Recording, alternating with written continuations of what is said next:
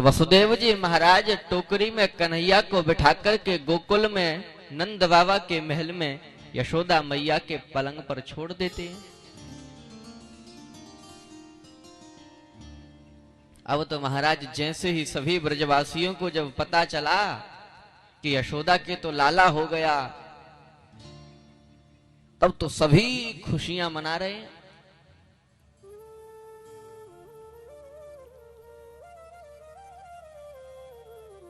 लेकिन अचानक से क्या हुआ कि कंस के द्वारा कन्हैया को मारने के लिए एक राक्षसी पूतना आ गई। इस कंस ने भगवान श्री कृष्ण को मारने के लिए सबसे पहले पूतना को भेजा। सभी शांति बनाकर ध्यान देकर के सुनिए। श्री राम के जीवन में सबसे पहले ताड़का आई। श्री राम के जीवन में सबसे पहले ताड़का आई और श्री कृष्ण के जीवन में सबसे पहले पूतना आई।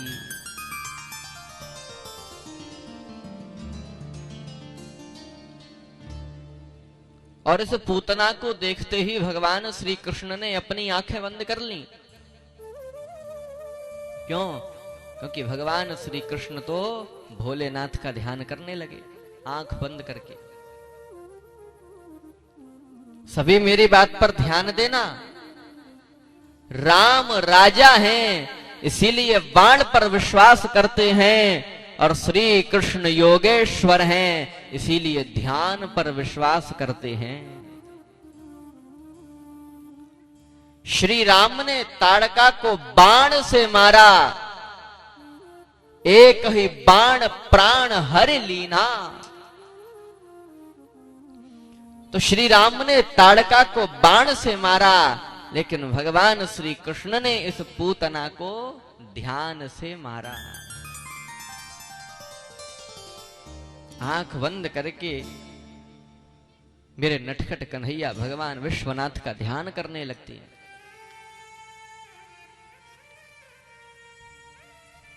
कन्हैया बोले, बाबा, हे भोले बाबा, ये पूतना तो अपने स्तनों से जहर लगा करके आई है। ये पूतना मेरे छलिया को मारने के लिए जब गई तो अपने स्तनों में जहर लगा करके गई थी,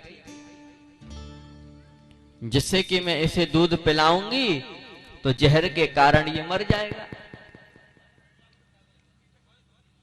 इसीलिए सुंदर सी गोपी का रूप धारण करके ये पूतना आ गई, जिससे कोई इसे पहचाने नहीं।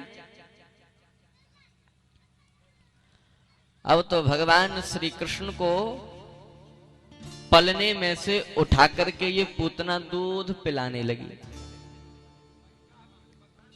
और भगवान श्री कृष्ण भोलेनाथ का ध्यान कर रहे हैं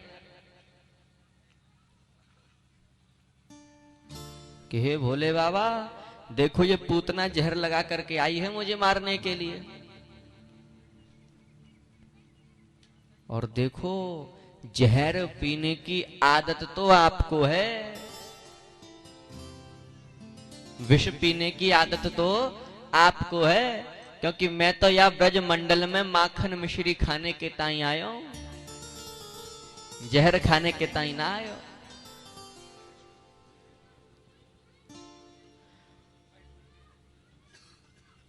अब तो ये पूतना पलने में से कन्हैया को उठा करके दूध पिलाने लगी। तब दूध के ही सहारे दूध पीते पीते पीते पीते मेरे कन्हैया ने इस पूतना के प्राणों को भी खींचना प्रारंभ कर दिया। अब ये पूतना जोर जोर से चिल्लाने लगी। पूतना जोर जोर से चिल्ला रही है, लाला मुझको छोड़ दे, लाला मुझको छोड़ दे, मोई मारे ना है, मुझको छोड़ दे। तब कन्हैया बोले, अरे पूतना, मुंह में और कोई कमी तो ना है, बस मुंह में यही एक कमी है कि मैं या तो काहू को पकड़ू ना है, और अगर पकड़ लूं तो फिर छोड़ू ना है। क्यों? क्योंकि मुंह पे पकड़ना तो आवे लेकिन छोड़ना ना आवे।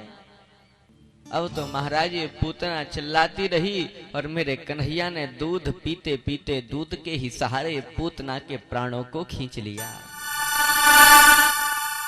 और इस पूतना का वो विशाल शरीर धरती पर धड़ाम से गिर पड़ा।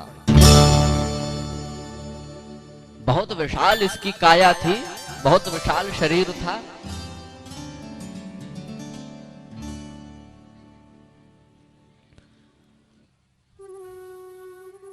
लेकिन इस बात का पता जब सभी ब्रजवासियों को चला कि कोई राक्षसी कन्हैया को उठा करके ले गई, कन्हैया को मारने आई थी, लाला को मारने आई, तो सभी ब्रजवासी, मैया यशोदा, नंद बाबा, सभी दौड़े दौड़े गए। और वहां जाकर के देखा कि पूतना का विशाल शरीर धरती पर गिरा पड़ा है और पूतना की छाती पर कन्हैया बैठे हुए हैं। पूतना का शरीर भी इतना विशाल था। अब सब लोग सोच रहे हैं कि इस पूतना की छाती से इस लाला को नीचे कैसे उतारा जाए। तब सीढ़ियां रख करके कन्हैया को पूतना की छाती से नीचे उतारा गया। और मैया यशोदा ने अपने लाला को अपने साड़ी के पल्लू में छुपा लिया, आंचल में ढक लिया। लेकिन ध्यान देना, ये पूतना कौन है? पूतना किसे कहते हैं? पूतना का अर्थ क्या है? पूतान पवित्र बालकान मारणार्थन नयत या सा पूतना। निरपराध पवित्र पवित्र बालकों को मारने के लिए जो ले जाए वही है पूतना। पूतना का मतलब है वासना, बुराइयां, दूसरे का बुरा सोचने वाली भावना।